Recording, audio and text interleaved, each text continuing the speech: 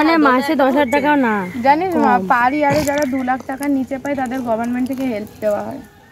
তো এটা আমাদের রুরাল কমিউনিটির ডিউটি চলছিল নদিয়ার বিরোহীতে।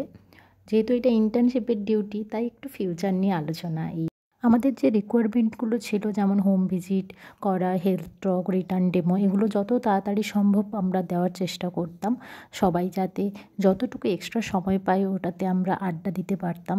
আর যেহেতু ওই টাইমটাতে খুবই গরম ছিল, আমরা চেষ্টা করতাম কোনো গাছের ছায়ায় বসে আড্ডা। তো সবুজ সতেজ ঘাস, একটু জল ছিটিয়ে খেয়ে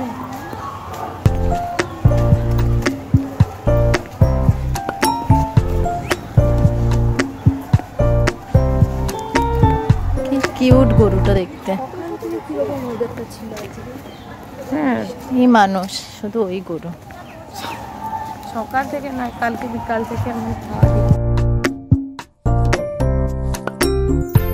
বিরোহীর এই মিষ্টির দোকানটাতে আমরা আমাদের ব্রেকফাস্টটা কমপ্লিট করতাম। মিষ্টিগুলো যেমন ভালো, আর পরোটার তরকারিও। হোস্টেলের খাবার খেলেও আমরা খেতাম।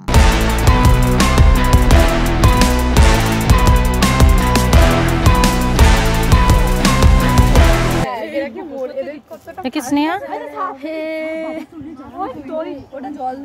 ভগবান, ওগুলো কামড়ায় না।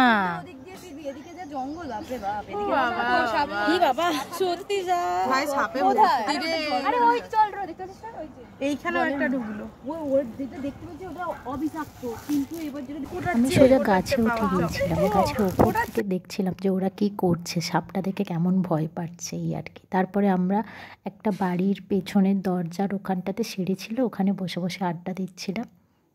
এরপর আমাদেরকে বাসে ফিরতে হতো, কেন কি আমাদের টিচাররা একটা টাইম বলে দিতেন যে বাসে আসার জন্য। আর প্রপার টাইমে যদি আমরা না আসতে পারতাম তাহলে আমাদেরকে ওই দিন অ্যাবসেন্ট থাকতে হতো। আর আমাদের যাওয়া আসার পথে আমরা এইভাবে কল্যাণী এমস দেখতে দেখতে যেতাম।